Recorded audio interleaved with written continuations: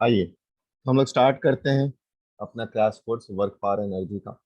देखो बेटा, सबसे सिंपल सा डेफिनेशन अगर हम लोग लिखें कि वर्क अगर हम लोगों को लिखना है तो वर्क हमारे लिए क्या था, डी डब्ल्यू इज इक्वल टू होता है फोर्स का कंपोनेंट अलोंग डिस्प्लेसमेंट और दोनों का मल्टीप्लीकेशन। तो आप क्या लिखे थे, उसे एफ डॉट डी लिखे थे। डॉट प्रोडक्ट का मतलब ही हम लोग जानते हैं क्या है, इसको आप क्या लिख सकते हैं, F cos theta into D लिख सकते हैं। या फिर आप क्या लिख सकते हैं, देखो बेटा, अगर किसी भी बक्से को सपोज हम लोगों को धक्का देना है, किसी भी बक्से को धक्का देना है, ये है फोर्स, ये लग रहा है हमारे पास थीटा। तो डिस्प्लेसमेंट इसका इस डायरेक्शन में है, इसका फोर्स का कंपोनेंट डिस्प्लेसमेंट की तरफ कौन सा है, F cos theta into D, ये लिख सकते हैं। दूसरा तरीका हम लोग क्या बोल सकते हैं, दूसरा तरीका क्या बोल सकते हैं कि मान लो हमारे पास डिस्प्लेसमेंट ही इसी डायरेक्शन में था, जैसा कि हम लोग बात कर रहे थे, फोर्स इस डायरेक्शन में था, थीटा इस डायरेक्शन में था, तो इसका कंपोनेंट तो इधर ले सकते हैं ना, मतलब ये हो जाता क्या, D cos theta into F, ये हो सकता है। तो आप आइदर इसको क्या लिख सकते हैं, F into D cos theta लिख सकते हैं। अब यहां से ही इसी को क्या लिख दिया, वर्क लिख दिया, इसी को हम लोगों ने वर्क लिख दिया। अब यहां से कुछ कुछ चीजें कई बार चेंज होने लगेंगी। क्या क्या चीजें चेंज होने लगेंगी, जैसे कि कई बार वेक्टर में इससे रिलेटेड एक सवाल पूछ लिया जाता है, जो हम लोग जनरली वेक्टर्स में भी बात करते हैं कि बताओ दो वेक्टर के बीच का एंगल कितना हो, दो वेक्टर के बीच का एंगल कितना हो। तो देखो, अगर दो वेक्टर के बीच का एंगल अपने को निकालना है, ये हमें पता है किसके बराबर है, ये है एफ डॉट डी वेक्टर के बराबर है। दोनों वेक्टर्स पता है, तो कॉस थीटा को हम लोग निकाल सकते हैं, कॉस थीटा को निकाल सकते हैं। इसको क्या लिख सकते हैं, F dot D divided by F into D. कई बार ए और बी के टर्म्स में भी दिया होता है, तो उस टाइम पे हम लोग क्या लिख सकते हैं, अगर कॉस थीटा निकालना है वेक्टर में, तो हम लोग लिख सकते हैं क्या, a dot b divided by magnitude of a into magnitude of b, ये हम लोग कॉस थीटा बोल सकते हैं। कई बार इसी में पूछा जाता है कि projection of a along b कितना होगा। इसका मतलब क्या है, ये है बी वेक्टर हमारे पास, ये है ए वेक्टर हमारे पास, बीच में है थीटा, तो ए का प्रोजेक्शन बी के अलोंग क्या हो जाएगा, ये ए कॉस थीटा हो जाएगा। तो वहां से आपसे ए कॉस थीटा पूछा है, जिसको भी हम लोग लिख सकते हैं। कई बार इसी में एक और टर्म ऐड कर देता है, in the direction of B. तो in the direction of B मतलब यहाँ पर बी कैप लिख दीजिए। बी कैप अब कैसे निकाल सकते हैं, ये भी अपने को पता है, यूनिट वेक्टर क्या होता है, यूनिट वेक्टर हो जाता है हमारे पास किसी भी वेक्टर डिवाइडेड बाई इसका मैग्नीट्यूड। तो कई बार ये छोटे छोटे सवाल इसमें आ जाते हैं। ठीक है, अब आ जाओ, अगला बात करते हैं। हमें पता है कि वर्क क्या है, ये पता है, मतलब अगर मैं इसको यहाँ पर कोई ऑब्जेक्ट रख दूं, सपोज यहाँ पर हमारे पास एक ऑब्जेक्ट रख दूं, और ये ऑब्जेक्ट है और यहाँ पे फोर्स लगा रहा हूँ, तो इसका डिस्प्लेसमेंट भी हो रहा है और फोर्स भी इसी डिस्प्लेसमेंट के डायरेक्शन में था, तो हम लोग वर्क जानते हैं क्या होने वाला है, काम जो कर रहे हैं हम लोग। अच्छा, अब इसी को थोड़ा सा और हम लोग सोचें, इसको थोड़ा सा और सोचें, तो हम लोग देखते हैं वर्क इज इक्वल टू क्या है हमारे पास, वो है F into D into cos theta के बराबर है। अच्छा, तो क्या होगा पॉजिटिव वर्क, पॉजिटिव वर्क क्या होगा, बहुत बार इसमें भी कंफ्यूजन होता है, पॉजिटिव वर्क क्या है, नेगेटिव वर्क क्या है, और जीरो वर्क क्या है, जीरो वर्क क्या है। तो पॉजिटिव वर्क का मतलब क्या है बेटा, दोनों के बीच का एंगल कितना होना चाहिए, एफ तो पॉजिटिव ही रहने वाला है, ठीक है, डी मैग्नीट्यूड इसका पॉजिटिव रहेगा, सिर्फ थीटा अपने को बहुत कुछ चेंज कर सकता है। तो ये अगर एफ है, ये अगर इस डायरेक्शन में डी है, ये है थीटा, मतलब थीटा की वैल्यू अगर 90 डिग्री से कम हो तो वर्क हमें कैसा मिल रहा है, पॉजिटिव मिल रहा है। जैसे किसी बक्से का खींचना, ये है पॉजिटिव वर्क। ठीक है, तो ये क्या कह रहा है, पॉजिटिव वर्क। अगर अगर मान लो कोई ऑब्जेक्ट जा रहा है जिसका डिस्प्लेसमेंट आगे हो रहा, आप पीछे की तरफ फोर्स लगा रहे, फोर्स पीछे की तरफ लगा रहे हैं, डिस्प्लेसमेंट आगे की तरफ हो रहा है। ऐसा कब होता है, सपोज आप किसी प्लेटफॉर्म से ट्रॉली बैग लेकर आते हो, तो आप क्या करते हैं, ये हमारा अगर ट्रॉली बैग है, तो आप क्या करते हैं, पीछे की तरफ फोर्स लगाते हैं, सो दैट ये आगे की तरफ भाग ना जाए। तो उस टाइम पे वर्क क्या हो रहा है, नेगेटिव लग रहा है, डिस्प्लेसमेंट आगे की तरफ है, थीटा पीछे की तरफ है। ठीक है, तो इस टाइम पे वर्क कैसा हो जाएगा, ये वर्क हो जाएगा नेगेटिव वर्क हो जाएगा। नेगेटिव वर्क हो जाएगा, नेगेटिव वर्क हो जाएगा, वर्क को नेगेटिव है यहाँ पे। कब है? जब थीटा की वैल्यू कैसे लाई हो रही है? थीटा की वैल्यू 90 से लेकर 180 के बीच में लाई हो रही है। अच्छा, अगर जीरो वर्क की बात करें तो जीरो वर्क कब कब हो सकता है बेटा? जीरो वर्क कब कब हो सकता है? जीरो वर्क तब तब हो सकता है जब आइदर फोर्स जीरो हो, अगर फोर्स जीरो हो रहा हो, डिस्प्लेसमेंट जीरो हो रहा हो, या फिर थीटा की वैल्यू 90 हो रही है। मतलब थीटा की वैल्यू 90 हो रही है। जैसे कि अगर इस दीवार को मैं धक्का दूं तो मैं फोर्स तो लगा रहा हूँ, डिस्प्लेसमेंट लेकिन जीरो हो रहा है। ठीक है, डिस्प्लेसमेंट जीरो हो रहा है। तो उस केस में हम लोग क्या बोल सकते हैं कि इस पे जो वर्क है हमारे पास वही जीरो, अगर फोर्स ही नहीं लगाएंगे तो ऑब्जेक्ट वहीं का वहीं रह जाएगा।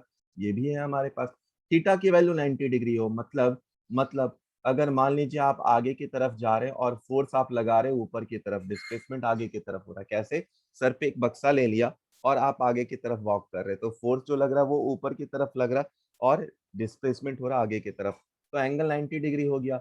दूसरा, अगर आप मान लीजिए एक पत्थर को रस्सी में बांध कर आप उसे घुमाते हैं, है ना, धागे से बांध कर यूं यूं यूं यूं मस्त से घुमा रहे हैं, तो आप फोर्स लगा रहे हैं अंदर की तरफ, फोर्स लगा रहे हैं अंदर की तरफ, और इसका डिस्प्लेसमेंट आगे की तरफ हो रहा है ना, छोटू सा डिस्प्लेसमेंट। तो दोनों के बीच में एंगल भी कितना हो रहा है यहाँ पर भी? ये भी 90 डिग्री के बराबर हो रहा है।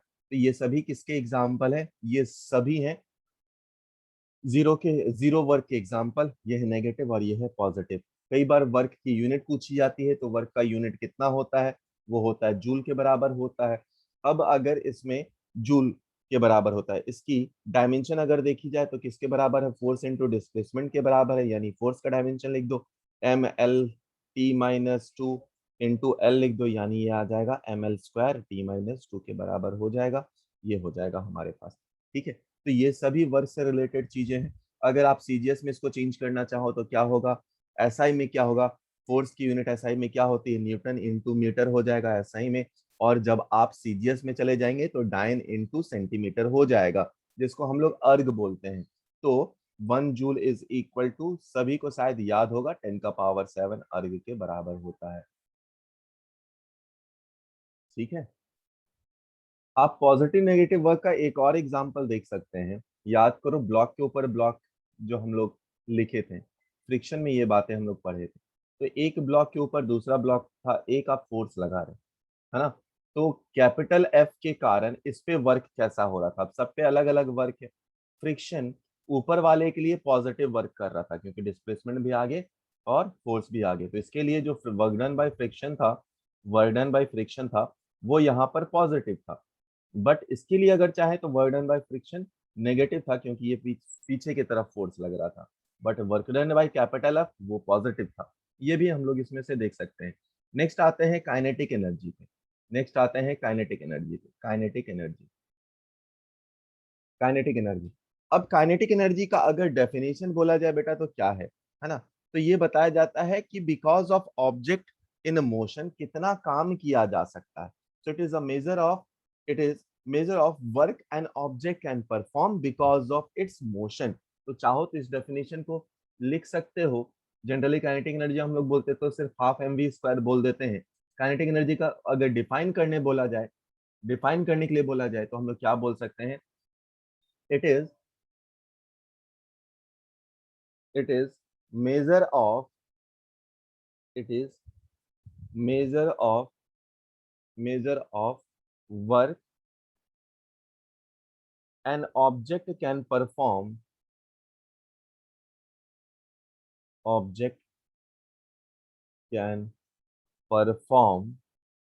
because of motion, because of its motion, because of its motion। देखो, अगर बात की जाए कि अ, कि कैसे हम लोग, मान लो एक बुलेट जा रहा है ना, चलो एक एग्जांपल, हाँ बुलेट का भी एग्जांपल हो सकता है। तो बुलेट जा रहा, अब बुलेट जा रहा और किसी एक दूसरे ऑब्जेक्ट से टकराया, तो क्या हुआ? बुलेट के पास क्या था? हमारा काइनेटिक एनर्जी था। और ये जाकर टकराया तो क्या होगा? वो उसको साथ लेकर थोड़े दूर आगे तक जाएगा। यानी कि जितना का जितना काइनेटिक एनर्जी था तो वो क्या करेगा, वो उस ऑब्जेक्ट पे काम करने में खर्च हो जाएगा। ठीक है, इसको आप बोल सकते हैं। दूसरा बोल सकते हैं जो काइनेटिक एनर्जी ऑफ विंड है, कभी कभी वो शिप को आगे ले जाने के लिए भी यूज होती है। याद करना, जब आप मूवीज वगैरह देखेंगे पायरेट वाले, तो उसमें क्या होता है, वो एक शिप के ऊपर एक बहुत बड़ा सा क्लॉथ को हैंग करके रखते हैं, देखा होगा, और विंड के डायरेक्शन में आप उसे क्या करते हैं, टर्न करते हैं। तो विंड का जो एनर्जी आ रहा है, विंड का एनर्जी आ रहा है, सपोज यहाँ पे हम लोगों ने क्लॉथ रखा, तो उसके कारण वो अपना एनर्जी किसको दे रहा है, वो अपना एनर्जी किसको दे रहा है, शिप को दे रहा है, और फिर उसी के सहायता से वो थोड़ा आगे की तरफ भी प्रोपोगेट करता है। बाकी वो तो चलाते ही रहते हैं, जो देखा होगा मूवी को। ठीक है। दूसरा, अगर काइनेटिक एनर्जी की और बात करें, काइनेटिक एनर्जी की और बात करें, तो मान लीजिए आप पानी के फुहारे ले रहे हैं यहाँ से, या पानी का फुहारा निकल रहा है, पानी का, ये भी मूवी में आपने देखा होगा, है ना, यहाँ से पानी निकल रहा है, और यहाँ पे मस्त से हीरो बॉडी बनाने के लिए खड़ा है, शक्तिमान बोलता हुआ खड़ा है। तो ये जो एनर्जी आ रहा है पानी का, ये भी उस पर टकरा रहा है, और देखा होगा वो टकराते के साथ पीछे पीछे पीछे पीछे हल्का हल्का जाता है ना, फिर वो यो करते हुआ आगे आता है। तो वो भी क्या है, जो पानी है अपना, उसका काइनेटिक एनर्जी जाकर उस पर लग रहा है और वहां पे वर्क हो रहा है। तो ये भी इसके एग्जाम्पल हम लोग बोल सकते हैं। ठीक है। अब काइनेटिक एनर्जी को अगर लिखा जाए, तो काइनेटिक एनर्जी को हम लोग क्या लिखते हैं, ये है हाफ एम वी स्क्वायर के बराबर। इसका भी डायमेंशन सेम, यूनिट सेम, और दोनों स्केलर प्रोडक्ट भी है। ठीक है, यहां तक समझ में आया। देखो बेटा, अब कई बार इसमें से हम लोगों से कुछ सवाल पूछ लिए जाते हैं, जिसका बहुत बहुत बार पूछा गया है। ये काइनेटिक एनर्जी एंड मोमेंटम में क्या रिलेशन है, तो देखो, हाफ एम वी स्क्वायर है ये, अगर मैं ऊपर नीचे एम से मल्टीप्लाई कर दूं, तो काइनेटिक एनर्जी कितना बन जाएगा बेटा, काइनेटिक एनर्जी बन जाएगा एम स्क्वायर वी स्क्वायर, यानी क्या हो गया, ये मोमेंटम का स्क्वायर अपॉन 2m के बराबर।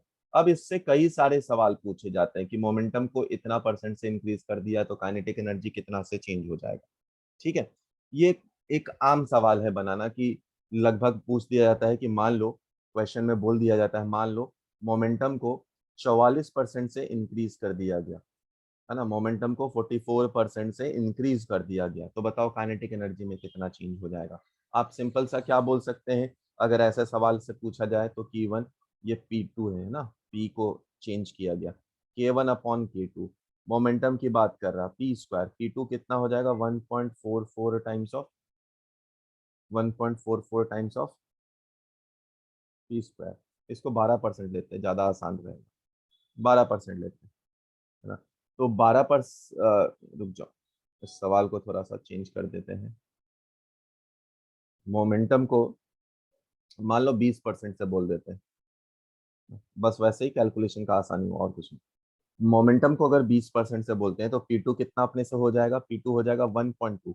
कैसे होगा, फिर से बता रहा हूँ, P2 की वैल्यू क्या हो जाएगी, P plus 20% of P, 20% of P, यानी आप यहाँ से क्या लिख सकते हैं, P को कॉमन ले सकते हैं, ये आ जाएगा 1 प्लस 0.2, यानी 1.2 हो गया। तो आप क्या लिख सकते हैं, 1.2 P का होल स्क्वायर।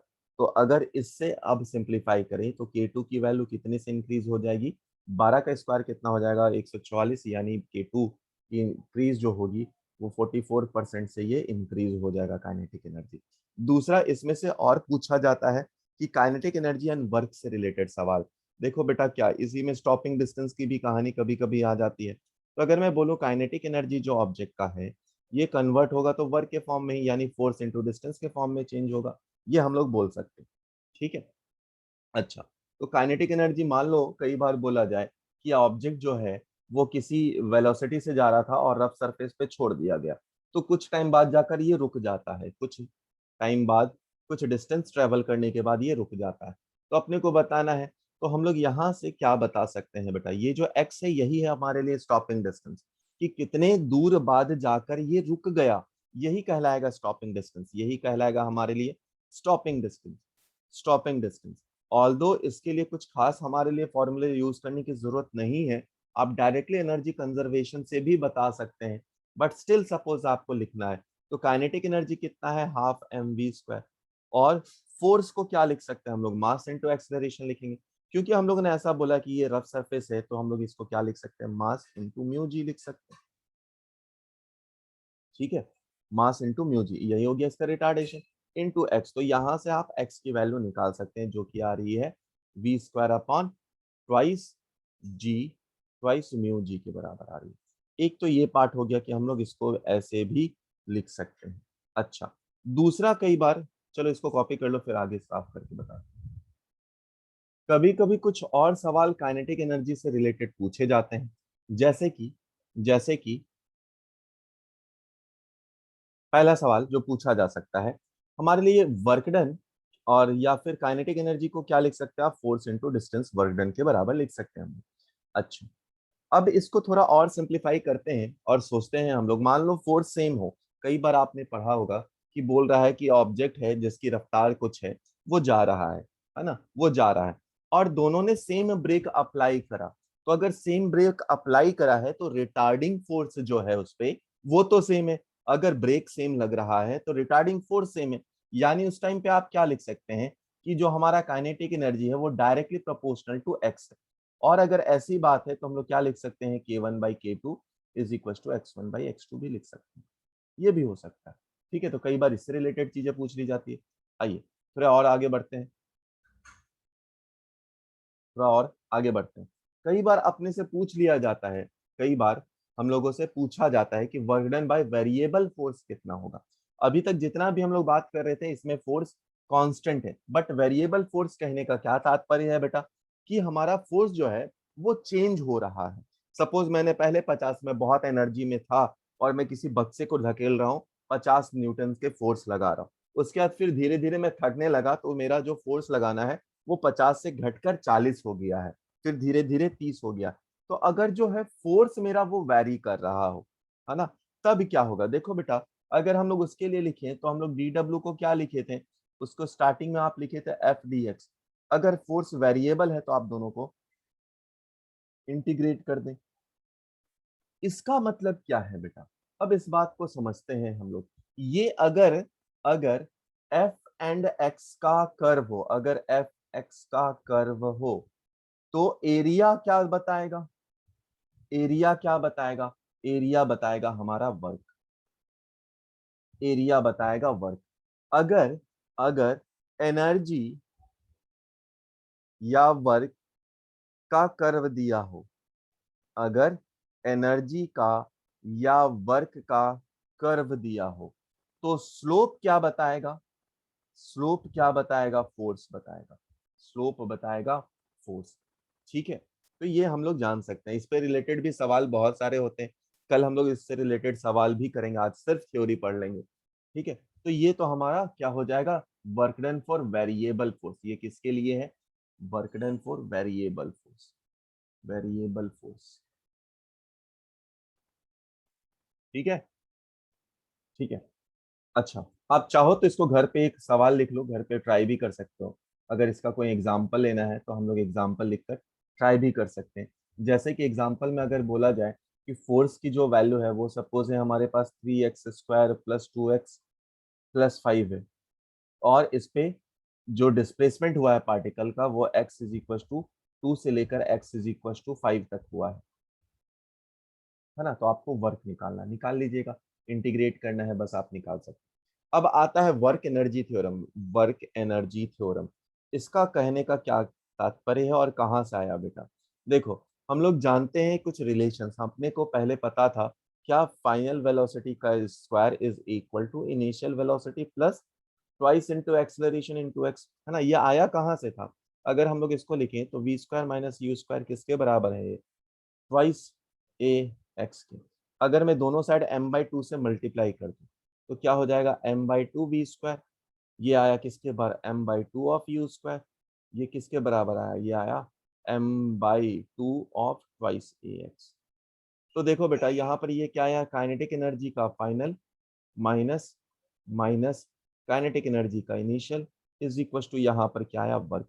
यानी कि आप क्या लिख सकते हैं कि change in kinetic energy, change in kinetic energy किसके बराबर होगा, वर्क डन के बराबर होगा। ये हम लोग क्या बोल सकते हैं, वर्क एनर्जी थ्योरम से हम लोग बोल सकते हैं कि जो काइनेटिक एनर्जी में चेंज होगा वो बिकॉज ऑफ वर्क डन जो आपने अप्लाई किया है उसके कारण हो रहा है। आप इसको चाहो तो वेरिएबल के फॉर्म में भी लिख सकते हैं, वेरिएबल के फॉर्म में भी लिख सकते हैं। देखो बेटा, काइनेटिक एनर्जी अपने को पता है क्या था, अपने को पता है, अगर चलो उसको भी लिख देते हैं, कलर चेंज किया जाए, फिर उसको भी लिख लेते हैं। हाँ, तो हम लोग लिख रहे हैं काइनेटिक एनर्जी या फिर work energy theorem, work energy theorem for variable force, for variable force, कुछ नहीं, variable force, for variable force. देखो बेटा, हमारे पास काइनेटिक एनर्जी जो था, हमारे पास काइनेटिक एनर्जी था, वो था हमारे पास हाफ एम वी स्क्वायर। ठीक है, वो था हमारे पास हाफ एम वी स्क्वायर। अगर इसको हम लोग थोड़ा सा और सिंप्लीफाई करें, है ना, अगर हम लोग इसको थोड़ा सा और सिंप्लीफाई करें, ये किसके बराबर है? याद करो बेटा, चेंज इन काइनेटिक एनर्जी किसके बराबर? वर्क डन के बराबर है ना, अभी भी तो लिखे थे। और वर्क डन क्या था जब इस केस में हम लोग लिखे हैं? तो पहले वाले केस में work done force into x था। अगर वेरिएबल फोर्स होगा तो वर्क डन को हम लोग क्या लिख सकते हैं?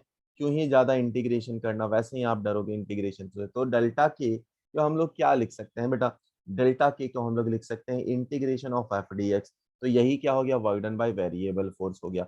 चाहे तो हम लोग इसको थोड़ा सा और सिंप्लीफाई कर सकते हैं, कुछ खास बात नहीं है इसमें सिंप्लीफाई करने में।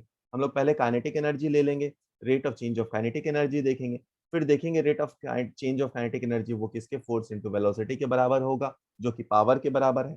ठीक है, फिर वहां से हम लोग ट्राई करेंगे और सिंप्लीफाई करेंगे, तो हम लोग देख बता देंगे कि डेल्टा के जो है वो फोर्स dx के बराबर है, क्योंकि वेलोसिटी को हम लोग चेंज कर देंगे किसमें? dx बाई dt के फॉर्म में। तो वहां से हम लोग बता देते हैं, बट डायरेक्टली लिख लेना ज्यादा बेहतर है, अपने को ज्यादा जल्दी समझ में आएगा कि change in kinetic energy work done के बराबर। और वेरिएबल फोर्स के लिए वर्क डन क्या था? यहीं पे हम लोग लिखे थे, वेरिएबल फोर्स के लिए वर्क डन कितना था? वो integration of F D x के बराबर था। तो अगर ये सब बातें अपने को पता है तो हमारा ये थ्योरी भी समझ में आ जाएगा। Next is potential energy. Potential energy बहुत ही सिंपल सी बात है, जो भी एनर्जी एसोसिएटेड इन ऑब्जेक्ट है because of its position is called position energy, potential energy.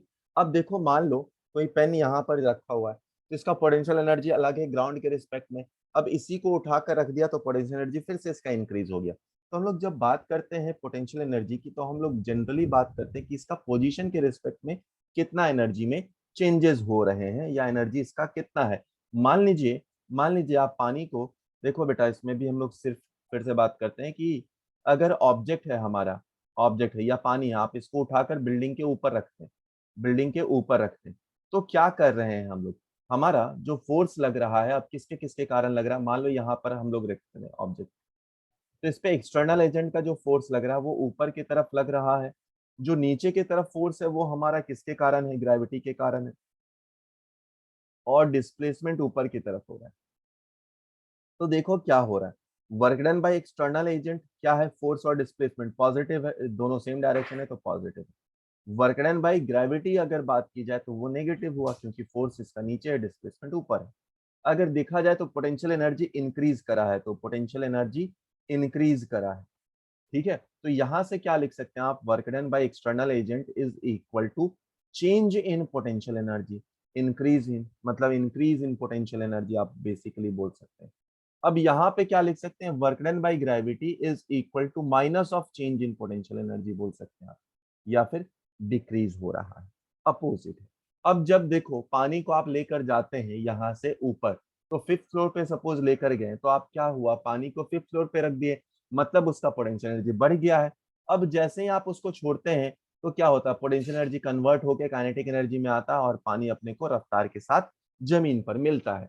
अगर नीचे आने के टाइम पे भी देखें बेटा, तो इसका जो फोर्स लग रहा है, ग्रेविटी नीचे की तरफ फोर्स लगा रहा, और एक्सटर्नल एजेंट अगर ला रहा तो वो पीछे की तरफ लगा रहा, धीरे धीरे इससे नीचे उतार रहा। डिस्प्लेसमेंट देखो तो नीचे की तरफ हो रहा है। अगर अभी भी देखा जाए तो work done by external agent कैसा है? अभी देखा जाए work done by external agent negative है, बट पोटेंशियल एनर्जी क्या हो रहा है? पोटेंशियल एनर्जी डिक्रीज कर रहा, मतलब अभी भी आप बोल सकते हैं work done by external is equal to change in potential energy हो रहा है। अब यहाँ पर देखा जाए तो वर्क डन बाय ग्रेविटी नीचे आने के लिए कैसा है? पॉजिटिव है, बट पोटेंशियल एनर्जी कैसा हुआ है? पोटेंशियल पोटेंशियल एनर्जी क्या हुआ है? पोटेंशियल एनर्जी डिक्रीज हुआ है। ठीक है, पोटेंशियल एनर्जी डिक्रीज हुआ है। तो ये रिलेशन अभी भी इसमें सेटिस्फाइड है। ऑल राइट, ये जो ग्रेविटी का हम लोग पोटेंशियल एनर्जी की बात कर रहे हैं, है ना, ये तो ग्रेविटी के लिए हुआ। ग्रेविटी कैसा है? कंजर्वेटिव फोर्स फील्ड है। कंजर्वेटिव कौन कौन से हैं हमारे लिए? ग्रेविटी है, ठीक है। उसके बाद इलेक्ट्रोस्टैटिक्स है, उसके बाद स्प्रिंग है। तो स्प्रिंग के लिए भी अगर हम लोग बात करें, इसके लिए पोटेंशियल एनर्जी की बात करें, जो अभी वाला केस हम लोग कर रहे थे, तो पोटेंशियल एनर्जी डायरेक्टली आप क्या लिख सकते हैं? mgh के बराबर है। पोटेंशियल एनर्जी mgh के बराबर है। यहां से अगर देखा जाए तो पोटेंशियल एनर्जी में कितना इंक्रीज हो गया है, वो mgh के बराबर लगा है, क्योंकि एक्सटर्नल फोर्स और mg दोनों बराबर ही।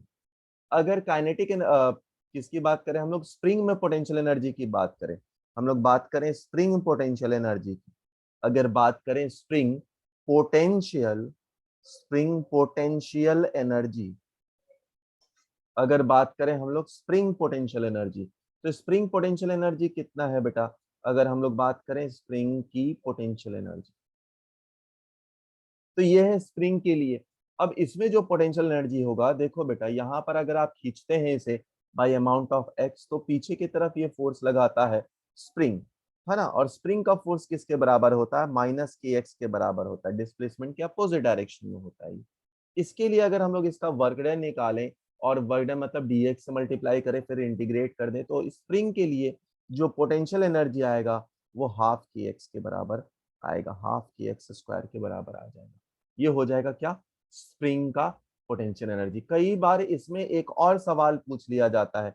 देखो बेटा, ये है हाफ के एक्स को हम लोग क्या लिख सकते हैं? Force of friction, force of spring लिख सकते हैं, इनटू एक्स। तो ये भी एक दो बार सवाल में पूछ लिया जाता है। तो आप क्या लिख सकते हैं? Half force of spring into x लिख सकते हैं आप। किसके लिए? स्प्रिंग का पोटेंशियल एनर्जी दोनों में लिख सकते हैं हम लोग। मैग्नीट्यूड की बात कर रहे हैं हम लोग, है ना। So next is conservation of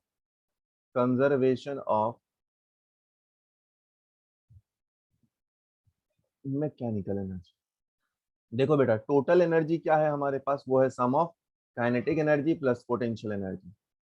potential energy और टोटल एनर्जी हमेशा कंजर्व होती है, कांस्टेंट होती है। तो अगर आप इसे डिफरेंशिएट करते हैं, तो क्या लिख सकते हैं? Zero is equal to change in kinetic energy plus change in potential energy. यानी कि आप क्या लिख सकते हैं कि change in potential energy is equal to minus of change in kinetic energy. ये हम लोग लिख सकते हैं, ये अपना आंसर आ गया कि potential energy is equal to change in minus of change in kinetic energy, हम लोग बोल सकते हैं। अच्छा, इसके बाद कई बार हम लोग बात करते हैं कि कंजर्वेटिव फोर्स फील्ड क्या है, नॉन कंजर्वेटिव फोर्स फील्ड क्या है। तो आओ उस पे भी हम लोग चर्चा करते हैं। तो हम लोग बात करने वाले हैं conservative and non conservative force field. Conservative, conservative, non conservative, non conservative, non conservative. देखो, कंजर्वेटिव फोर्स फील्ड कहने का क्या मतलब होता है ना, कि अगर इसको डिफाइन किया जाए तो ये एक स्पेशल टाइप का इंटरनल फोर्स है, जिसमें अगर आप वर्क डन करते हैं तो वो क्या होता है? पोटेंशियल एनर्जी के फॉर्म में स्टोर हो जाता है। जैसे आप स्प्रिंग को कंप्रेस करते हैं, आपने वर्क डन करा स्प्रिंग के अगेंस्ट, है ना। स्प्रिंग है हमारे पास, आपने उसको कंप्रेस करा, आपने उसको कंप्रेस करके बिल्कुल पचका दिया, एकदम पास पास ले आए स्प्रिंग को, एकदम चपटा बना दिया। अब अगर आप उस फोर्स को क्या कर सकते हो? उस एनर्जी को आप रिट्राइव कर सकते हैं, उस एनर्जी को आप रिट्राइव कर सकते हैं। अगर हम लोग सपोज इस बक्से को उठाकर यहां से यहां ले गए, तो क्या किया? वर्क डन किया, इसका पोटेंशियल एनर्जी इंक्रीज हो गया। अगर मैं छोड़ दूं तो क्या हो जाएगा? ये एनर्जी मुझे वापस दे देगा। जितना काम मैंने इसको उठाया है, उतना ही एनर्जी से ये मुझे दे देगा। मेरे हाथ पे इतना ही एनर्जी लगा है। अगर हम लोग वही काम करते हैं कि जितना काम आपने पानी को उठाने के लिए किया है, कहां पर? बिल्डिंग पे, जब आप नीचे टैप ओपन करते हैं तो पानी का वही रफ्तार आपको मिलता है, या उतना ही एनर्जी मिलता है जितना आपने क्या करा था? ऊपर उठाने में खर्च करा था। तो कंजर्वेटिव फोर्स फील्ड में अगर बात करें, नॉन कंजर्वेटिव क्या है? कि अगर आप इसमें वर्क डन करते भी हैं तो इसको आप रिट्राइव नहीं कर सकते हैं। जैसे कि इस सरफेस पर अगर मैं यहाँ पर सपोज फ्रिक्शन लग रहा, वर्क डाउन कर रहा हूँ, तो जो एनर्जी फ्रिक्शन के पास जा रही है वो रिट्राइव आप नहीं कर सकते, वो लॉस हो गई। तो उसे हम लोग क्या बोलते हैं? नॉन कंजर्वेटिव फोर्स फील्ड बोलते हैं। Conservative force field, non conservative force field, हम लोग इसको अभी समझेंगे और डिटेल में। मान लो कंजर्वेटिव में, चलो पहला ही पॉइंट लिख देता हूँ। फिर पहला, सपोज पहला पॉइंट लिख ही देते हैं। मान लो हमारे पास कंजर्वेटिव फोर्स फील्ड, कैसे हम लोग बोल सकते हैं कि फोर्स इज इक्वल टू, आप हमेशा कंजर्वेटिव फोर्स फील्ड के लिए आप लिख सकते हैं minus d u upon D T लिख सकते हैं, minus d u upon d are लिख सकते हैं, है ना। फोर्स अभी क्या लिखे थे ना हम लोग थोड़ी देर पहले, work done is equal to change in potential energy, वही है। और इस बात को मैंने बताया भी था कि भाई साहब आप क्या कर सकते हैं यहाँ पर क्या कर सकते हैं, वर्कडन जो हम लोग कर रहे हैं उसको आप लिख सकते हैं क्या, डी डब्ल्यू को एफ डी एक्स लिख सकते थे ना, बोला था ना, वही वाला बात। अच्छा, यानी कि इसमें अगर हम लोग बोला जाए तो potential energy, potential energy and displacement का अगर कर्व हो तो नेगेटिव ऑफ स्लोप किसके बराबर होगा, वो फोर्स के बराबर होगा। तो इसको हम लोग और एक्सप्रेस कर सकते हैं कि पोटेंशियल एनर्जी ग्रेडियंट किसके बराबर होगा, नेगेटिव ऑफ फोर्स के बराबर होगा, या लिख सकते हैं हम लोग negative of potential energy gradient, potential energy gradient. Gradient का मतलब क्या होता है, जब हम लोग विथ रिस्पेक्ट टू डिस्प्लेसमेंट की बात करते हैं, पोटेंशियल एनर्जी ग्रेडियंट ये किसके बराबर है, ये किसके बराबर है, is always equal to force. और ऐसा नॉन कंजर्वेटिव में कोई एक्सप्रेशन नहीं होता है, ठीक है। जो कंजर्वेटिव होते हैं वो उसमें वर्कडन क्या होता है, रिवर्सिबल होता है, कि work done by it, work done by conservative force field, work done by conservative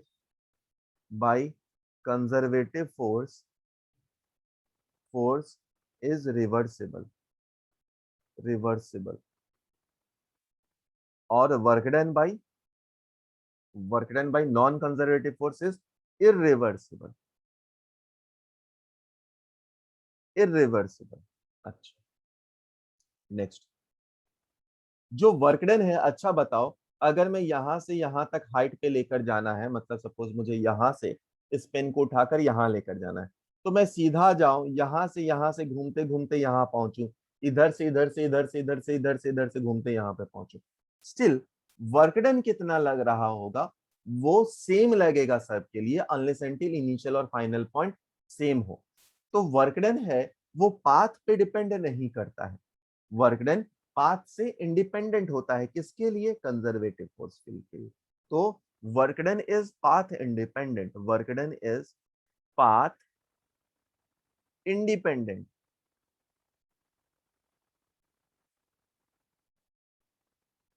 work done is path independent. और यहां पे किया जाए तो work done is path dependent, is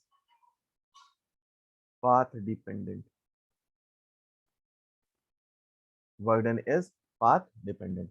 अच्छा, अगर क्लोज पाथ में किया जाए, मतलब यहां से लेकर गए हैं और यहां से लेकर इधर इससे वापस आए हैं, तो अगर क्लोज पाथ में हम लोग बात कर रहे हैं, हम लोग क्लोज पाथ में, चलो उससे पहले एक लाइन लिख ही लेते हैं, नीचे लिखें क्लोज पाथ में, पाथ इंडिपेंडेंट है तो इसे हम लोग क्या बोल सकते हैं, work done is only point function, work done is point function, है ना, ये बाद में नहीं तो लिखने में सही नहीं लगता, पॉइंट फंक्शन। यहां पर ऐसा नहीं, वर्डन पाथ फंक्शन। अच्छा, अगर एक क्लोज पाथ के लिए वर्क डन की बात करें हम, तो टोटल वर्क डन कितना होगा, total work done in close path, close path, total work done in close path zero, और यहां पर क्या होगा, नॉट इक्वल टू जीरो। तो यही बेसिक डिफरेंस है क्या, conservative and non conservative force field में। पहला क्या है कि force is equal to minus d u upon d r, मतलब नेगेटिव ऑफ पोटेंशियल एनर्जी का किसके बराबर, पोटेंशियल एनर्जी ग्रेडियंट किसके बराबर होगा, वो फोर्स के बराबर होगा। मतलब अगर पोटेंशियल एनर्जी एंड डिस्प्लेसमेंट का कर्व दिया हो तो नेगेटिव ऑफ द स्लोप किसके बराबर होगा, फोर्स के बराबर होगा। दूसरा क्या है, इसमें जो वर्क डन होता है वो रिवर्सिबल होता है, और नॉन कंजर्वेटिव में इरिवर्सिबल होता है। वर्डन पाथ पे इंडिपेंडेंट करता है, वर्डन पाथ पे डिपेंड करता है। वर्डन पॉइंट फंक्शन है, वर्डन पाथ फंक्शन है। वर्डन इन क्लोज्ड साइकिल अगर बोला जाए तो जीरो के बराबर है, और उसमें नॉन जीरो के बराबर है। नेक्स्ट हम लोग बात कर रहे हैं वर्टिकल सर्कुलर मोशन की, vertical circular motion, VCM, vertical circular motion. देखो बेटा क्या होता है वर्टिकल सर्कुलर मोशन, इसको हम लोग थोड़ा समझते हैं। मान लीजिए हमारे पास ये एक सर्कल है, मान लीजिए हमारे पास ये एक सर्कल है।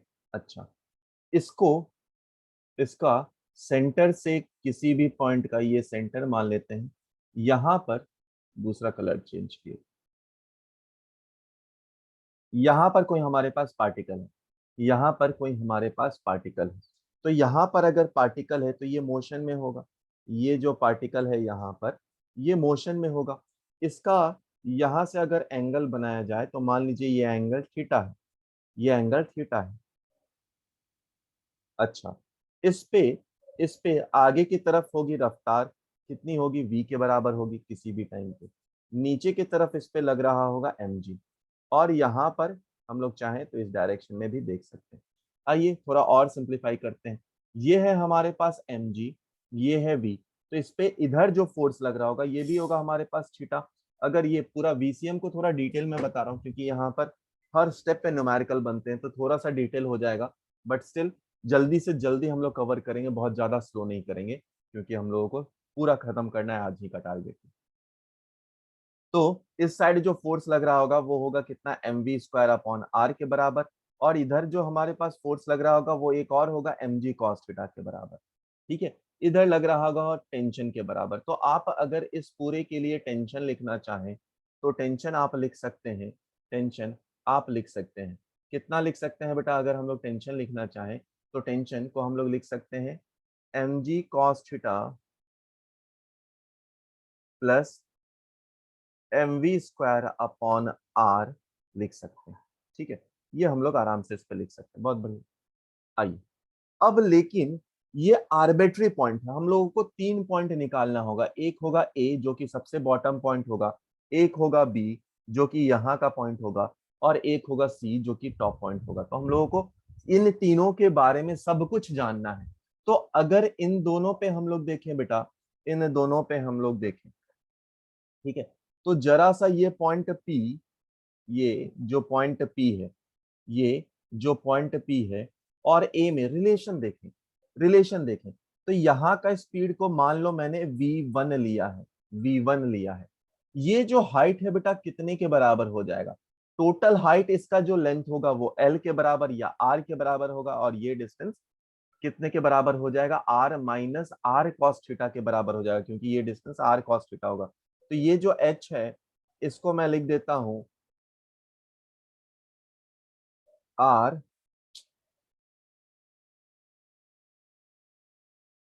इसको लिख देता हूं r1 माइनस cos थीटा। तो अगर एनर्जी कंजर्वेशन आप ए एंड पी के बीच में लगा दीजिए तो आप क्या लिख सकते हैं, v1² is equal to v² plus twice into g into r into 1 minus cos theta. ये एनर्जी कंजर्वेशन से ही लगाए हैं, हाफ एम सब जगह से कैंसिल आउट करने के बाद आप लिख सकते हैं। नहीं तो आप वेलोसिटी इज इक्वल टू क्या लिख सकते हैं, वेलोसिटी इज इक्वल टू क्या लिख सकते हैं, आप नीचे से कुछ एनर्जी दिए हैं वो किस में जाएगा, वहां पे काइनेटिक एनर्जी पे और पोटेंशियल एनर्जी पे, तो उसी चीज को मैंने डायरेक्टली लिख दिया है। ठीक है, अब यहां से आप ऊपर वाला इक्वेशन में v² है, यहाँ पर भी है, तो कैंसिल आउट कर दिया जाए, देखा जाए क्या हो रहा है। तो यहाँ पे अगर मैं v² को लिखना चाहूँ तो कितना लिख सकता हूँ बेटा, v² is equal to v1², है ना, m बाई आर है कॉमन, तो मैं m बाई आर भी लिख देता हूँ, m बाई आर, यहाँ भी m बाई आर, सभी स्मॉल आर ही है तो इसको भी स्मॉल आर कर देते हैं, ऊपर लिखा है स्मॉल आर ही लिखो, नहीं तो फिर कंफ्यूज में जीवन आनंद आएगा। आर, यहाँ पे हम लोग क्या लिख देते हैं, इसको इधर भेजा तो minus 2 times of g into r, 1 minus cos theta, 1 minus cos theta, और इधर भी क्या है m बाई आर, आर से आर मर गया। तो इसके जगह पे हम लोग पुट करते हैं और देखते हैं क्या क्या चीजें आ सकती है। इन जनरल अगर आप टेंशन इस वैल्यू को पुट कर दीजिए यहाँ पर इन जनरल, तो जो टेंशन आएगा वो कुछ excuse me, जो टेंशन आएगा वो कुछ इस प्रकार का होगा, mv1² upon r minus minus twice mg minus twice mg plus 3mg cos theta के बराबर होगा। बस आप पुट करेंगे आपको दिखेगा, ये सबसे जनरलाइज्ड इक्वेशन है जो अपने को याद रखना है टेंशन निकालने के लिए, क्योंकि सारे वेलोसिटी बॉटम के रिस्पेक्ट में ही बात करते हैं। ठीक है, तो ये अपने को पता चल जाएगा कहाँ का टेंशन, किसी भी आर्बिट्री पॉइंट का। तो अगर आप टेंशन एट ए की बात करते हैं, है ना, टेंशन एट ए की बात करते हैं, उसको लिखो टेंशन एट ए। तो ए के लिए थीटा की वैल्यू कितनी हो जाएगी जब आप इधर रखोगे, तो ए के लिए थीटा की वैल्यू अगर मैं लिखूं तो वो है 0 डिग्री। तो अगर इस चीज को हम लोग लिखते हैं तो कितना लिख सकते हैं, थीटा की वैल्यू 0 डिग्री अगर हो जाता है तो m v square upon r plus m जी के बराबर हो जाता है। अगर बी के लिए मैं बात करूं, टेंशन एट बी, तो थीटा की वैल्यू कितनी हो जाती है, 90 डिग्री की बराबर हो जाती है। तो उस केस में लिखूंगा कितना, तो m we one square upon r plus किसके बराबर आ जाएगा ये, नहीं -2 एम जी के बराबर आ जाएगा, -2। और अगर सी के लिए लिखें, सी के लिए लिखें तो सी का पॉइंट जो है डायरेक्टली अपोजिट है, मतलब थीटा की वैल्यू यहां से लेकर यहां तक होगी, मतलब 180 डिग्री होगी। तो थीटा की वैल्यू 180 डिग्री हम लोग लिख सकते हैं, यानी उस केस में जो टेंशन आएगा वो आएगा m we one square minus by r -5 M G के बराबर आ जाएगा। ये टेंशन ए बी सी के बराबर है। ठीक है, तो अगर हम लोग, चलो इसके बात करें, पहले फिलहाल यहाँ तक कॉपी कर लीजिए। टेंशन एट सी की अगर बात करें, टेंशन एट सी की बात करें तो हम लोगों ने देखा था टेंशन एट सी, जो सी वाला पॉइंट था वो कितना था, वो था हमारे पास M we one square upon R -5 M G के बराबर था।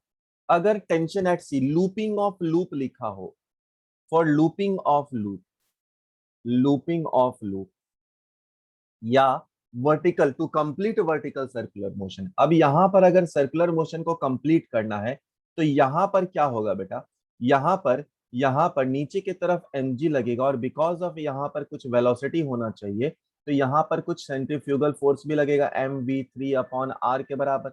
ये दोनों जब बराबर हो जाएंगे तो टेंशन की वैल्यू कितना हो सकता है, फॉर लूपिंग ऑफ लूप, यानी क्रिटिकल कंडीशन अगर लिया जाए तो आप टेंशन को 0 ले सकते हैं।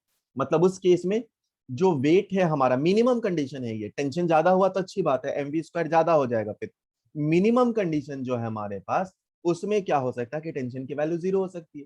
अगर टेंशन की वैल्यू 0 हो सकती है तो हम लोग टेंशन की वैल्यू 0 करके क्या निकाल सकते हैं, जैसे ही आपने टेंशन की वैल्यू 0 किया तो V1 की वैल्यू आ गई √5 GR के बराबर। एक और बात आप नोटिस करना कि अगर मैं यहां पर टेंशन की वैल्यू 0 कर रहा हूं तो और क्या मैं लिख सकता हूं, एम वी थ्री का स्क्वायर अपॉन आर किसके बराबर हो जाएगा, एम जी के बराबर। यानी कि अगर जो V3 है हमारा वो निकालना चाहे तो √GR के बराबर आ जाएगा।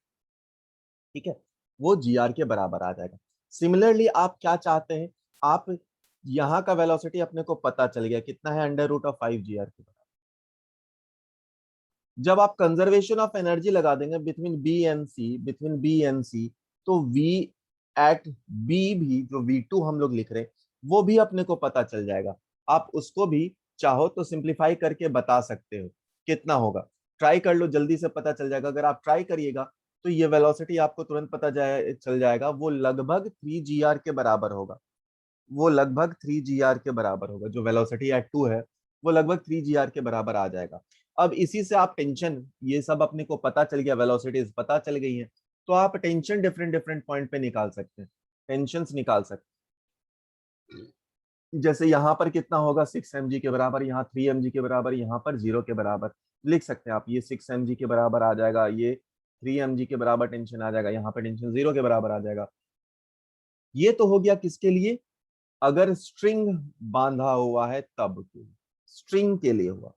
बट अगर आपको बोला जाए बेटा कि एक रॉड है, एक रॉड है, और इस रॉड को आप घुमा रहे है ना, इस रॉड को घुमा रहे, तो फॉर रॉड, या फिर बोला जाए कि यहाँ पर एक पाइप है और पाइप के अंदर एक ऑब्जेक्ट को हम लोग मोशन में दे रहे, पाइप के अंदर किसी ऑब्जेक्ट को आप मोशन में दे रहे, तो क्या होगा, जब पाइप के अंदर भी आप किसी ऑब्जेक्ट को मोशन में दे रहे हैं तो क्या होगा, ये यहां से घूमेगा घूमेगा घूमेगा, यहां पर आने के बाद इसको नीचे गिरने का कोई खतरा नहीं है। सिमिलरली अगर मैं रॉड की जगह पे, चलो सर ये स्केल से बता दो, तो इसको अगर मैं ऊपर घुमा रहा हूँ, ऊपर घुमा रहा हूँ, तो यहाँ पर ये नीचे नहीं गिरेगा, नीचे नहीं आ सकता है ना, टपक नहीं सकता है ये। तो ये क्या हो सकता है, ये यहाँ से यहाँ तक जाने के बाद यहाँ पर ये इसके आगे मोशन कर सकता है, इसके आगे ये मूव कर सकता है आराम से, बिकॉज ऑफ इट्स इनर्शिया वो आगे की तरफ थोड़ा सा मूव कर जाएगा, जैसे ही मूव करेगा पूरा का पूरा सर्कल कंप्लीट होने लगेगा। तो ऐसी केस है अगर, मतलब ये अगर रॉड हो या फिर किसी पाइप के अंदर कोई ऑब्जेक्ट मूव कर रहा हो, तो यहाँ पर वेलोसिटी एट सी को आप मिनिमम 0 ले सकते हैं। तब उस केस में जो V1 आएगा बॉटम पे वेलोसिटी, वो आ जाएगा कितना, 4 GR के बराबर है। ठीक है, अब बाकी V2 भी आप कंजर्वेशन ऑफ एनर्जी निकाल कर लगा सकते हैं। ये है पूरा का पूरा कंसेप्ट ऑफ क्या, वर्टिकल सर्कुलर मोशन। आइए, कभी कभी एक सवाल पूछ लिया जाता है। कैसा सवाल, देखना कि मान लो एक ऑब्जेक्ट है जो नीचे आया और इधर घूम रहा है। ये हाइट कुछ h दे दिया जाता है, ये हाइट कुछ दिया, ये रेडियस पता है सपोज r, ये हाइट अपने को h पता है, कुछ भी रिलेशन होता है, h is equal to 5r, कुछ भी दे सकते हैं। ये हमारा बिल्कुल बॉटम में जमीन में टच हो रहा है, तो इसको मैं जमीन में टच करवा ही देता हूँ।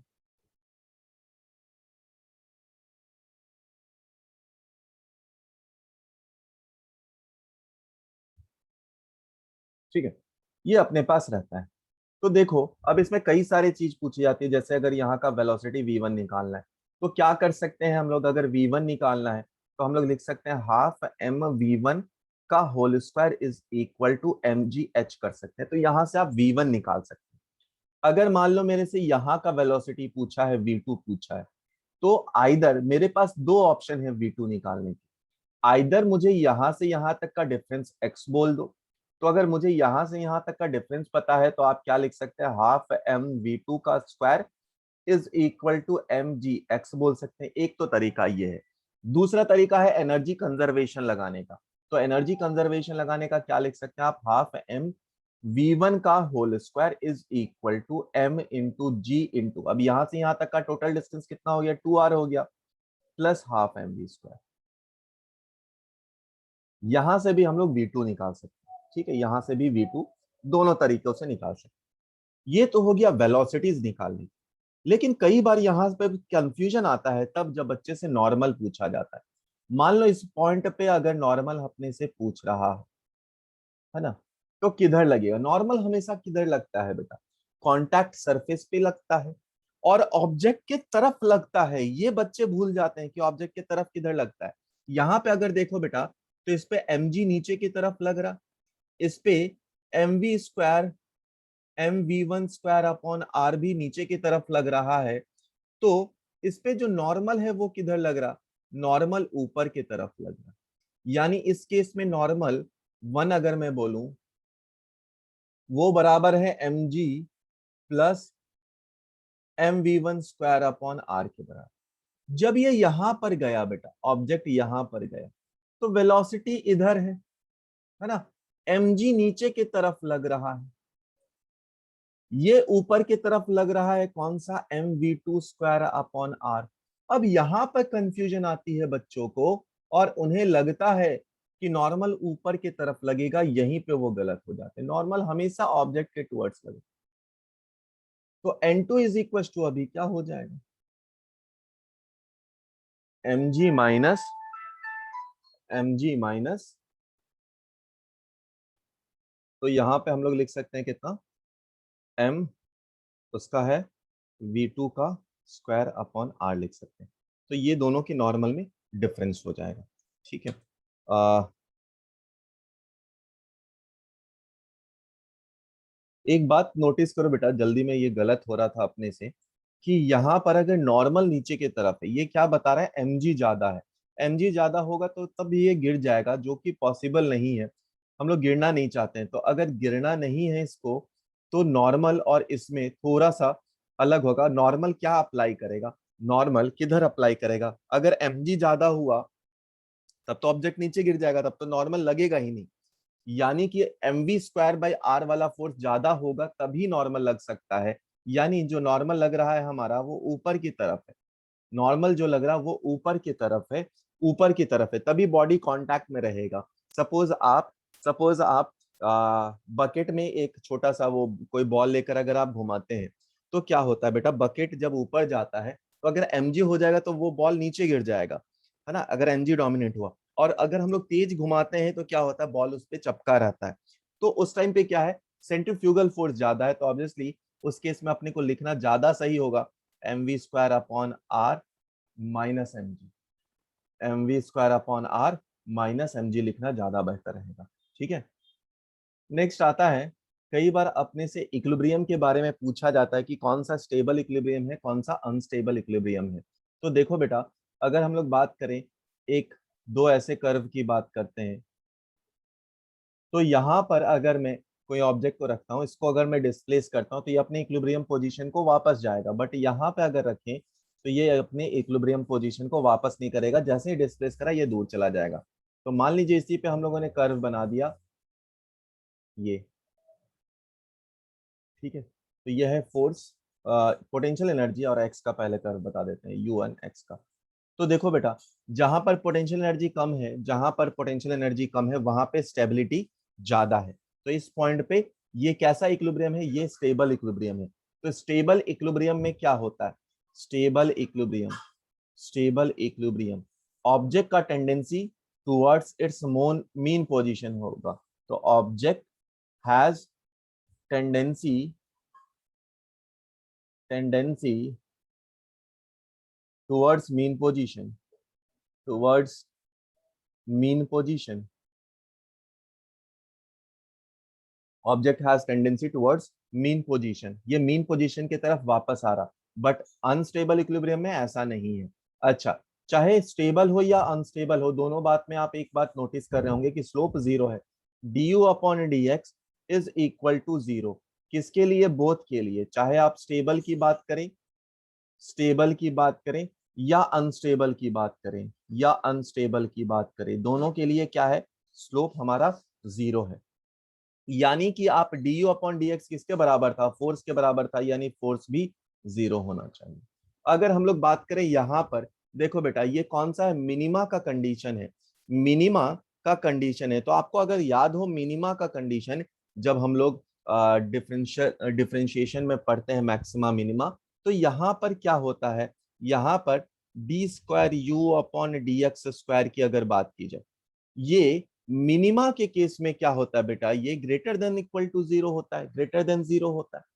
यानी कि अगर और अपने पास एक रिलेशन होगा कंजर्वेटिव फोर्स फील्ड के लिए, minus d u upon D x है, तो इसको यहां पर पुट कर दें, इसको अगर यहां पर पुट कर दें तो स्टेबल इक्विलिब्रियम के लिए क्या हो गया, D F upon D x की वैल्यू क्या हो गई, लेसर देन जीरो। ठीक है, ये लेसर देन जीरो। अगर अनस्टेबल इक्विलिब्रियम की बात करें, हम लोग अनस्टेबल इक्विलिब्रियम की बात करें, तो ये मैक्सिमा का कंडीशन है। मैक्सिमा में क्या होता था, D square you upon D x square, इसकी वैल्यू क्या होती थी, ये लेस देन जीरो होता था, ये लेस देन जीरो होता था। यानी कि अगर मैं D F upon D x की बात करूं यहां पर, तो ये क्या होगा, ग्रेटर देन जीरो होगा। ठीक है, आप स्लोप से भी ट्राई कर सकते हो, स्लोप से भी चेक कर सकते हो, फाइनल माइनस इनिशियल से चेक कर सकते हो। ठीक है, ये क्या है, स्टेबिलिटी अनस्टेबिलिटी का कंसेप्ट। चलो, तो हम लोग चलते हैं कोलिजन की तरफ, हम लोग चलते हैं कोलिजन की तरफ। अच्छा, आइए कोलिजन की बात करें तो जितने भी टाइप के कोलिजन है हमारे पास, चाहे वो आप परफेक्टली इलास्टिक ले, परफेक्टली इन इलास्टिक ले ले, आप चाहे इलास्टिक कोलिजन ले लीजिए, इन सब को हम लोग लिखने के लिए एक जनरल तरीका लिखते हैं। देखो सबसे पहले क्या है कि हमारे पास कोई भी एक ऑब्जेक्ट है जिसका मास है m1, स्पीड है u1, m2, u2, ये टकराने के बाद बन गया कुछ, अभी वन डायमेंशन कोलिजन की ही बात कर रहे हैं, m1 v1, और ये टकराने के बाद बन गया होगा m2 v2। ठीक है, तो कोलिजन के लिए हमारे पास सबसे पहले v1 v2 ही फाइंड आउट करना है, क्योंकि इसी से रिलेटेड सारे पूछे जाते हैं आपसे। चेंज इन काइनेटिक एनर्जी पूछेगा, फ्रैक्शन ऑफ काइनेटिक एनर्जी पूछेगा, सब कुछ इसी से रिलेटेड आएगा।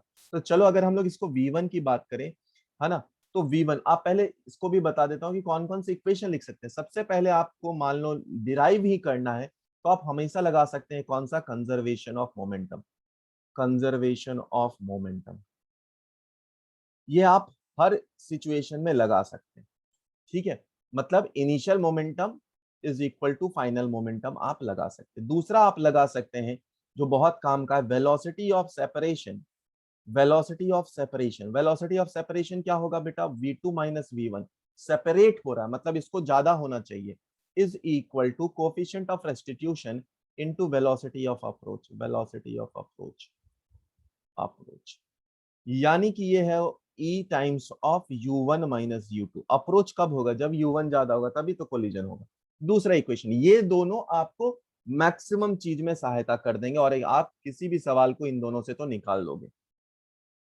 तीसरा जो आपका यूज हो सकता है और वो सिर्फ स्पेसिफिकली परफेक्टली इलास्टिक कोलिजन में आप यूज कर सकते हैं, वो कौन सा है जिसमें ई की वैल्यू 1 होगी? वो कौन सा है? हमारे पास kinetic energy initial is equal to kinetic energy final. मतलब इस टाइम पे जब हम लोग परफेक्टली इलास्टिक कोलिजन की बात करते हैं तो यहाँ पर कोई लॉस ऑफ एनर्जी की बात नहीं होती। तो ये तीन इक्वेशन हम लोग हमेशा यूज कर सकते हैं। आया समझ में यहां तक? हाँ, अब उन सारे कंसेप्ट को जो अभी हम लोगों ने पिछले स्लाइड में देखा उसी को हम लोग लिखकर V1 V2 निकाल सकते हैं। V1 कितना निकाले? देखो बेटा, क्या था हमारे पास? ऑब्जेक्ट 1 का कोलिजन हो रहा था 2 के साथ, हो रहा था ना? तो हम लोग क्या लिखेंगे? m1 minus e times m2 divided by sum of the mass m1 plus m2। क्या लिखेंगे हम लोग? m1 1 का 2 के साथ हो रहा है तो ई किसके अटैच हो गया? 2 के साथ हो गया। इनटू 1 का स्पीड कितना था? Is equal to. अब वापस से देखो बेटा, जो दूसरे का कोलिजन हो रहा है इसमें हम लोग दूसरे के लिए, सेकंड वाले ऑब्जेक्ट के लिए हम लोग क्या लिख सकते हैं? 1 plus E m2u2 1 plus E m2u2 divided by m1 plus m2 divided by m1 plus m2। चलो, अच्छा, अगर मान लो मैं सेकंड वाले के लिए लिख रहा हूं, सेकंड वाले के लिए V2 के लिए, तो 2 का कोलिजन किसके साथ हो रहा? 1 के साथ हो रहा, तो आप क्या लिखेंगे? m2 minus e times of m1 u1 u2, है ना, m2 के लिए लिख रहे हैं, divided by m1 plus m2। यहां पर क्या लिख सकते हैं? 1 प्लस ई, आपने 2 के लिए तो लिख दिया, बाकी क्या रहा? m1u1 divided by m1 plus m2। ये ऐसा इक्वेशन है जो आपके कोलिजन के 90% सवाल को अकेला v1 v2 निकाल देता है। ये याद कैसे करना है? 1 का कोलिजन 2 के साथ तो m1 minus e times m2 into u1 divided by sum of the mass plus 1 का आप बात कर चुके हैं तो क्या बचेगा? m2u2 divided by m1 plus m2। Similarly v2 की बात करें तो m2 e times m1 u2 divided by m1 plus m2, है ना? ये हो गया किसके लिए? 2 के लिए, क्योंकि m2 आपने आगे लिखा फिर माइनस e m1 लिखा है, और जब आपने 2 का लिख दिया तो बाकी कौन सा रहा? 1 प्लस ई m1u1 upon m1 plus m2। अगर ये आप 5 बार लिखो और जिस तरीके से अभी मैं बता रहा था उसी से याद करो, आपको सारे आंसर्स खुद ब खुद मिलने लगेंगे। अब देखो, ये तो जनरल बात थी, जब ई की वैल्यू हो हमारे पास, है ना, इलास्टिक कोलिजन है, ई की वैल्यू इस केस में कितना? 0 से 1। मान लो आप बात कर रहे हैं परफेक्टली इलास्टिक के लिए ई की वैल्यू 1 रख दिया, तो ई की वैल्यू हम 1 रख दिया तो नया इक्वेशन इसका क्या आ गया जो आपने बहुत पढ़ा होगा? m1 minus m2 u1 m1 plus m2 plus 1 रख दिया तो 2 times m2 u2 by m1 plus m2। Similarly v2 अगर आप लिखना चाहें तो कितना लिख सकते हैं? m2 minus m1 u2 sum of the mass plus 2 times m1 u1 by m1 plus m। अगर इसी में तीसरा केस बोल दिया जाए कि इसकी वैल्यू को मैं 0 रख देता हूं, है ना, u1 u2 को मैं 0 रख देता हूं बहुत सारे केस में कि दूसरा ऑब्जेक्ट रेस्ट पे था, तो जैसे ही आपने u2 को रेस्ट में रखा तो v1 की वैल्यू कितनी आ गई? m1 minus m2 u1 by sum of the mass, और नीचे कितना बचा? v2 is equal to 2 times of m1 u1 upon sum of the mass. Check करना यही होगा, चेक करना यही होगा। अगर आपसे ये बोल दिया जाए, अगर ये बोल दिया जाए कि इसी केस में, इसी वाले केस में m1 और m2 बराबर हैं, चलो इसी में कर देते हैं, और m1 is equal to m2 है। याद करो, अगर दो आइडेंटिकल ऑब्जेक्ट है, एक आके टकराता है तो क्या होता है? पहले वाला रुक जाता है, दूसरा वाला सेम रफ्तार से भाग जाता है। जैसा कि आप बिलियर्ड बॉल में करते हैं, जब आप शूट करते हैं तो बॉल आता है, टकराता है, जो पीछे जिसको आप मोशन में था वो रुक गया, आगे वाला भागने लग जाता है। तो अगर आप m1 m2 कर दे तो v1 की वैल्यू देखो बेटा खुद ही 0 हो गई है, और v2 की वैल्यू कितनी होगी? v2 की वैल्यू एग्जैक्टली उतनी ही होगी है, कितने के बराबर? u1 के बराबर हो गई है। ठीक है, आप चाहो तो यहाँ भी पुट कर सकते हैं, मैंने m2 की वैल्यू पुट करो, खुद ब खुद दिखने लगे सब कुछ आप। ठीक है, नेक्स्ट क्या हो सकता है, e की वैल्यू 0 हो सकती है। अगर जैसे ही आपने e की वैल्यू 0 कर दिया, e की वैल्यू 0 कर दिया, तो देखो बेटा क्या आ जाएगा, v1 की वैल्यू क्या क्या आ सकती है। मतलब दो ऑब्जेक्ट था, आया टकराया चपक गया, आया टकराया चपक गया, और चपकने के बाद अगर मोशन में आ गया, मतलब चलो दोनों को मैं मोशन में ले लेता हूँ, ई की वैल्यू 0 करते हैं, देखते हैं क्या क्या आता है। जैसे ही आपने ई की वैल्यू 0 करा, ये पार्ट 0 हो जाएगा, मतलब कितना बचेगा, m1 u1 upon sum of the mass. और यहाँ पर कितना बचेगा बेटा, ये पार्ट 0 कर दो तो यहाँ पर भी क्या बच जाएगा, m2 u2 upon sum of the mass. अगर मैं v2 की बात करूं, कितना बचेगा, 0 पुट कर लो यार, सब कुछ समय ही दिखेगा, ये बचेगा m2 u2 by same of the मास। देखो एक बात नोटिस करना, V1 और V2 दोनों बराबर आए हैं, बात तो सही है ना, दोनों चपक गया तो दोनों को सेम रफ्तार से मूव करेंगे, V1 V2 दोनों बराबर है, V1 is equal to V2। अगर एक ऑब्जेक्ट को मैं रोक दूं तो क्या वो भी निकल जाएगा, U2 की वैल्यू 0 कर दो, U2 की वैल्यू 0 कर दो तो कितना आ जाएगा, आपने ये पढ़ा होगा कि अगर U2 को 0 कर दिया, दो ऑब्जेक्ट था तो क्या हुआ, मतलब ये रुका हुआ था, ये आया टकराया, तो बाद में सम ऑफ द मास हो जाता है और V आ जाता है, तो V की वैल्यू कितनी आएगी, यहीं पे पुट कर लो ना यार, आपको दिख जाएगा जो कॉमन रफ्तार होगी v, वो क्या आएगी, m1 u1 upon sum of the mass के बराबर आएगी। तो जितने केस हैं सबको ये सिंप्लीफाई कर देता है। आप चाहो तो वो भी कर सकते हैं कि m2 की वैल्यू बहुत लार्ज कर दिया, मतलब हाथी से, हाथी के ऊपर आपने एक फुटबॉल मारा तो फुटबॉल जाएगा टकराएगा, क्या हाथी आगे मूव करेगा, नहीं ना भाई, बॉल वापस आएगा, मतलब बॉल की रफ्तार पीछे की तरफ हो जाएगी। आप करके देख लो m1 को, बहुत हैवी, वो भी आपसे निकल जाएगा। तो सारे क्वेश्चंस का जवाब, सारे सॉल्यूशन का जवाब सिर्फ इकलौता ये है। अब इसके अलावा और क्या क्या पूछा जा सकता है, चेंज इन काइनेटिक एनर्जी पूछा जा सकता है ना, तो मैं साइड में बता दे रहा हूं क्या क्या पूछा जा सकता है। इसके अलावा चेंज इन काइनेटिक एनर्जी बताया जा सकता है। यार चेंज इन काइनेटिक एनर्जी क्या बात है, kinetic energy final minus kinetic energy initial तो बता सकते हैं ना, वेलोसिटी मिल चुका अपने को, चाहे जो केस बोल दिया जाए। फ्रैक्शन ऑफ काइनेटिक एनर्जी पूछा जा सकता है, मतलब डेल्टा के बाई के को बोल सकते हैं हम लोग, ये है फ्रैक्शन ऑफ काइनेटिक एनर्जी, है ना, ये भी हम लोग बोल सकते हैं। तो अगर V1 V2 निकल गया तो आप इसके रिलेटेड 1D के रिलेटेड तो सब सवाल निकाल सकते हैं। मान लो 2D बहुत भयंकर सवाल दे दिया, है ना, ऐसा जो कि पूछने की पॉसिबिलिटी भी नहीं है, मान लो मैंने वो भी ले लिया कि दोनों ऑब्जेक्ट कैसे हैं, इधर से इधर जा रहे, m1 m2 इधर जा रहा, कोई एंगल मान लो ये θ1 बना रहा है, ये θ2 बना रहा है, टकराने के बाद भी कुछ α1 बना रहा है और इधर बीटा बना रहा है, कुछ भी बना रहा है, मैं जल्दी में बता रहा हूँ, समझने की कोशिश करना बस। तो आप चारों इक्वेशन को क्या क्या लिख सकते हैं, आप चार इक्वेशन जो लिख सकते हैं, पहला प्रोजेक्शंस लेना आपको आता है, इतना मैं मान सकता हूं कि अब आपको प्रोजेक्शन लेना तो आता है ना, सभी को क्रैश कोर्स में प्रोजेक्शन लेना आता है एटलीस्ट। तो मोमेंटम,